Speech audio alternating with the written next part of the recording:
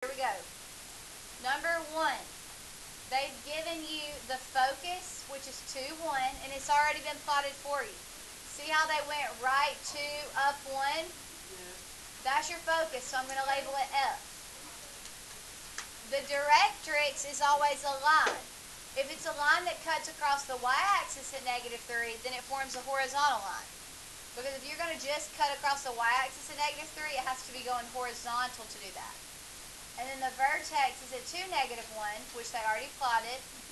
And don't we know that the vertex is equal distance between the focus and the directrix? Now, to be able to write your equation, you have to know 3 things. The h, the k, and the p. What do we already know? Right, because h and k are always your vertex. So we have our h, 2, and our k is -1. The only other thing we have to know to write the equation of this parabola is the p-value, which is how many units are between what and what? Right. The p-value is the distance between the 2 points, and in this case there are how many? 2. So now we have the 3 things we need to know. Well, one other thing that I might jot down just so you remember is this a positive or negative parabola? Positive, because it opens up. Okay, so now that we know it's positive, we know the h value, the k value, and the p value, we're ready to write the equation of it. But you have to decide which equation do we use. Is this a horizontal directrix or a vertical directrix? Horizontal. So we need to use the purple formula over there. So y minus your k value, which is -1, but if I put a -1 here, isn't that just going to become +1? Equals 1/4 times p, which will be 8, and it's positive, so you don't have to put a sign right there, times x minus your h value, which is 2 squared. And there's your equation of that parabola.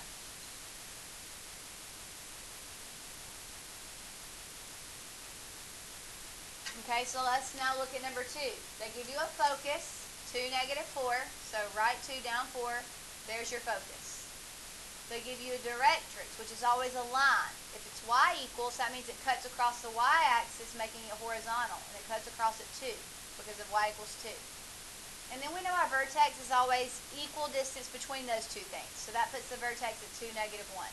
Our vertex is also our h and k, right, which are 2 parts we need to be able to write the equation. The only other part we need is what's the only other thing we need? The p-value, which is the distance between, right, so 1, 2, 3. Is this positive or negative? Negative this time, so you'll have to remember to throw a negative sign when you do the 1/4p part. Okay, is this a horizontal or a vertical directrix? Horizontal, so we're still using the purple formula. So y minus k, which is -1, but won't that turn that into a y plus 1?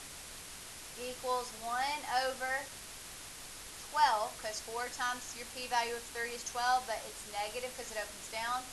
And then x minus h, which is squared. Okay, I want you to take a second and try 3 and 4 by yourself. Number 3, they first give you the vertex, which we know is our h and k. Those are 2 things we need of 3 to be able to write the equation. It's located at 3, -2, which is right here. They give you the focus at 3, 1. And then remember, the directrix is always on the opposite side, equal distance. So if this is 3 units away this way, the directrix is 3 units away that way, which makes it y equals -5. Is this positive or negative? Positive. And what is the p-value? 3, because the distance from the vertex to the focus is 3 units. So now, since we're dealing with a horizontal directrix, you use the purple formula. Y minus, which would make this +2, equals 1/, times x minus squared. That's what you should have gotten. Alright, for number 4, the vertex is 4, 2, so write 4 up 2. That's also your h and your k. Your focus is at 4, -2, which is below the vertex, which is why it opens down, making it negative. And then your directrix will be above it if the focus is below it, and they're always equal distance. So if our focus is 1, 2, 3, 4 units below, then our directrix is 1, 2, 3, 4 above. What's the p-value? 4. Now we have everything we need. We're still using the purple formula because we're still dealing with a horizontal directrix. So y minus equals 1 over, right, make it negative because it's opening down, and then x minus squared.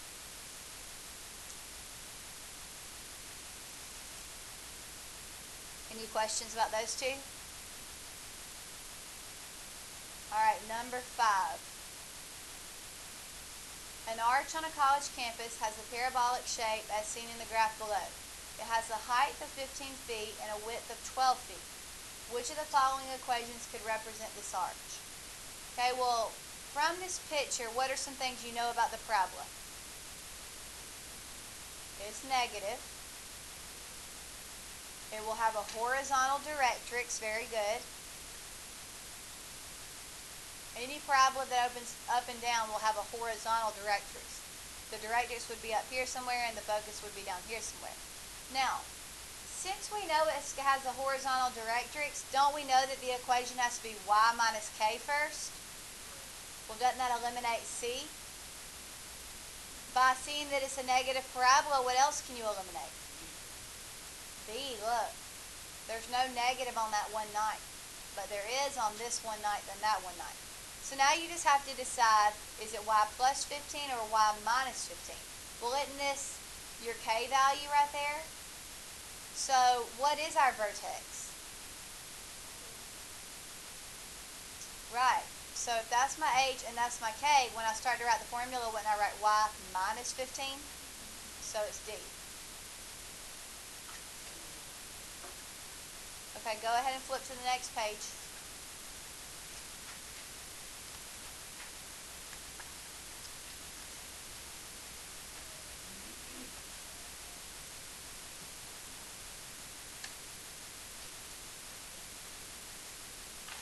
Alright, for these, you'll notice that the parabolas are now sideways. They're opening right and left, and our directrix is now a vertical line. And that's because it's x equals. It crosses the x-axis of that number. So, the focus is 4, 2, right 4, up 2. So there's your focus. Your directrix is x equals -2, which means a line cutting through the x-axis of -2. And your vertex is right in between those, which puts it at 1, 2. Your vertex is also your h and k, just like before. Your p-value is still the distance between your vertex and your focus, which is how many? 3. Is the parabola positive or negative? Positive. Opening right means positive because it's opening towards the positive numbers. Now the only difference is when you go to write the equation, since we're dealing with a vertical directrix, you have to use the formula over there in black. So x minus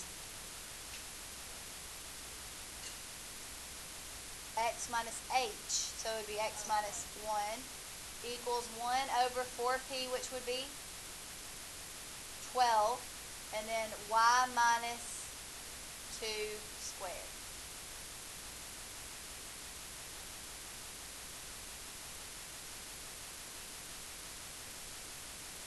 Alright, number 2, we have a focus of 2, 0, so you just go right 2. There's your focus. A directrix of x equals -4, which means a line cutting through the x-axis at -4.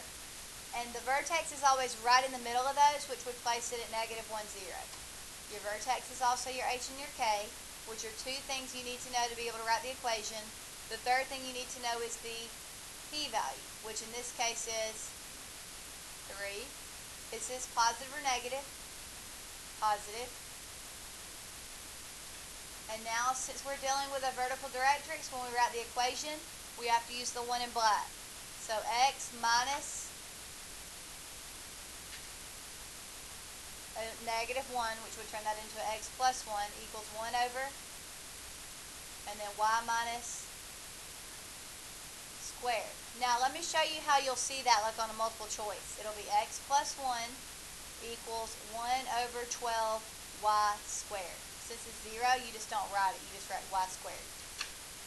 Okay, now you try 3 and 4. Number 3, we have a focus at 2, negative 5, so that's right 2, down 5. There's your focus. A directrix at x equals 6, so cut through the x-axis at 6. And then a vertex would be right in between them, so that would place it at 4, negative 5. Your vertex is also your h and your k. And then what's your p-value this time?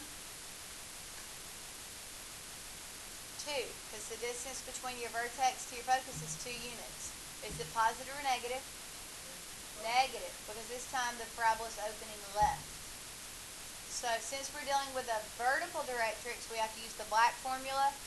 X minus equals 1 over, right, negative 1 over 4, and then times y minus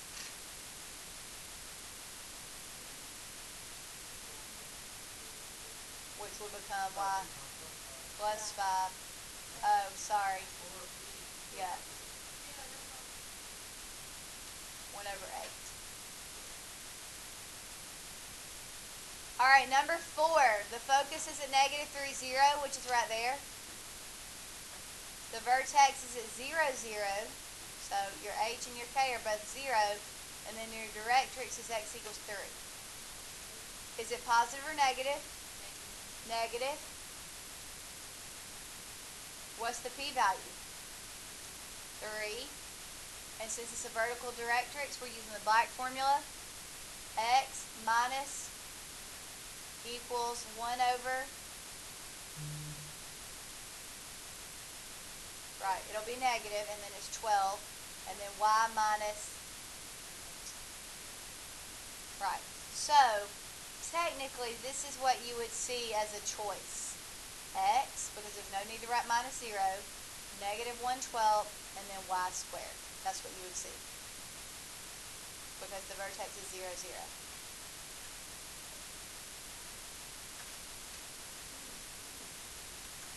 Alright, number 5. A comet traveling through the sky has a parabolic shape as seen in the graph below. Yes? Okay, well let me read it first. It has a vertex at 2, 0. Okay, so that's my h and my k. Oops.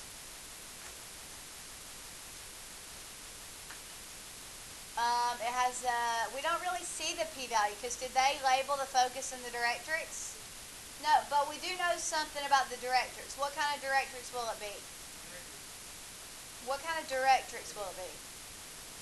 Vertical. Anytime you have a sideways parabola, won't the directrix be over here going up and down? Which means you're using the equation with x minus h coming first.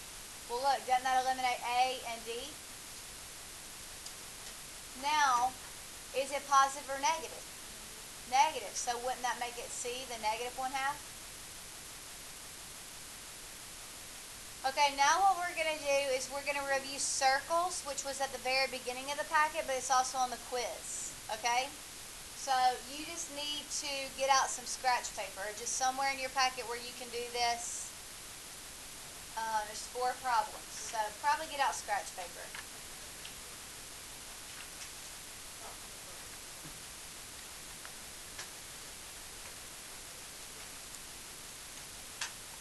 While you're getting out your scratch paper, I do want to go ahead and say on the quiz, they're not going to give you all of this. Okay, listen so that you're aware.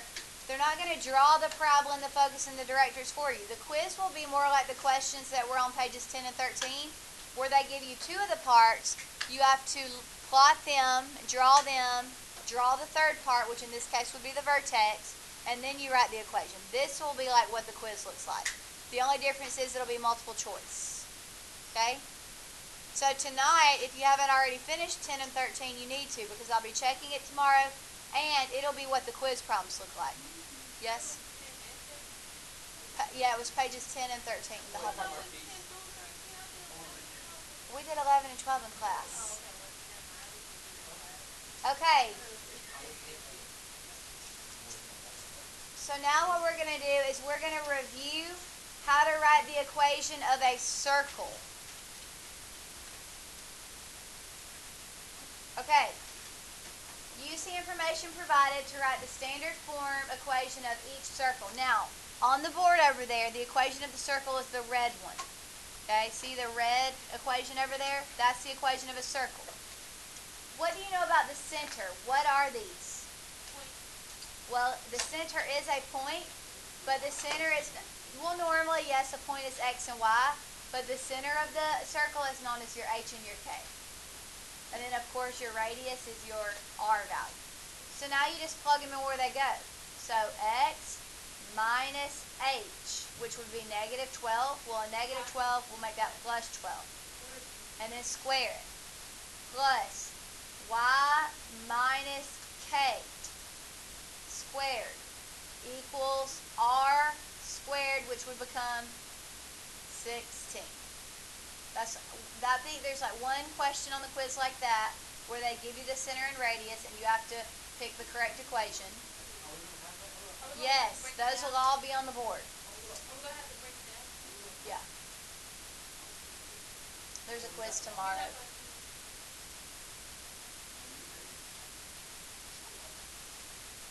Just kind of remember that once they're in the equation, the center always looks the opposite. See, negative 12 plus 12, 11 minus 11, and then you just square your radius. Okay, now I'm going to give you one like this to try for yourself. Oops, hold on, I don't know what that is. Yeah, but this is from another class. That's Algebra 1 from earlier.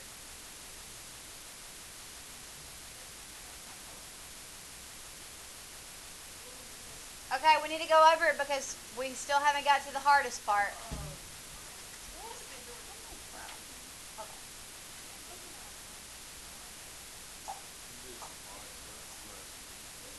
Give me a second. They've given you the center of the circle, which is your H and your K, and they've given you a radius, which is your R. All you have to do is plug them in where they go, and the equation is on the board. X minus H would be X minus negative 16, which is plus 16 squared. Plus Y minus K would be a Y minus a negative, so plus 16 squared. And it equals your radius squared. Your radius is 2, so square it, you get 4. Alright, now the other thing on the quiz is where you're given the equation of a circle in general form, and they want it in standard form. Standard form is what's in red. This is general form. So, Anna, what is the very first step in this process? No. Oh, no, you have to move the constant. Right. The first step is to take this constant and move it to the other side. Well, to do that, don't you have to you have to subtract it over, which will make it negative 360. So, right. Well, let's go slow so people will get it.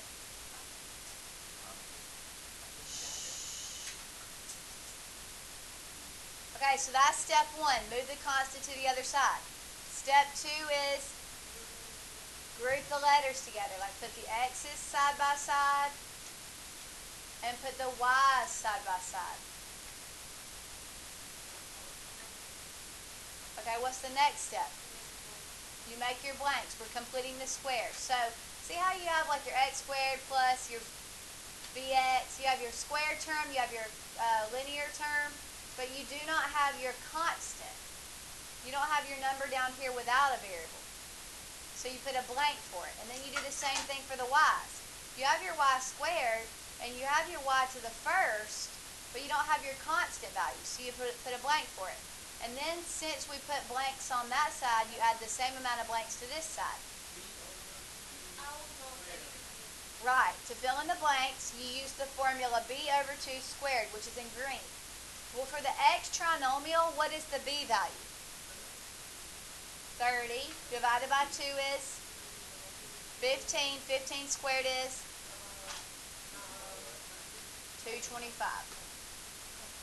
If you add 225 to this side, you have to add it to this side. Okay, what is the b value for the y's? You're going to do over 2 is going to be negative 144. 144, because because negative 24 divided by 2 is negative 12, but negative 12 squared is positive 144. Remember, the numbers that go in the blanks will always be positives because you just squared it, and squaring something will always make it positive. Hold on. On the right side, what do those combine up to be? It's gonna be 369. And then you go, wait, no, if you add them things, add them to go 390. That's not color anymore. Oh my God. Y'all. It's gonna make it 9. Okay, so when you add up negative 360 plus 225 plus 144, you get 9. Now, what do we do on this side? You factor. You're going to factor the x trinomial, and you're going to factor the y trinomial. Now, obviously, to get x squared, you have to have x times x, and to get y squared, you got to have y times y. But now to get the numbers, you have to think of two numbers that add up to 30 and multiply to 225, and they have to be the exact same number. 15 and 15, because 15 plus 15 is 30. 15 times 15 is 225. Yes, it is. Now, what about two numbers that add up to negative 24, but also multiply to positive 144? Negative 12 and negative 12. Right. Shh, slow down. There's people who haven't been here. Since there are two of them, you write it once and you square it. Okay, since there's two of them, just write it once and square it. Since there's two of those, just write y minus 12 once and square it. And now, doesn't it look just like the red formula, standard form of a circle? Now that we've done that, what is the center of this circle? Right. And what is the radius? 3. Okay, the center is always your h and your k, which will be the opposite when you pull them out. That'll become a negative 15. That'll become a positive 12. And then your radius is going to be the square root of this number, because to get it there, you had to square it. Now, I'm going to leave that projected when I flip to the next problem so that you can still see the steps, but I want you to try the next one, okay?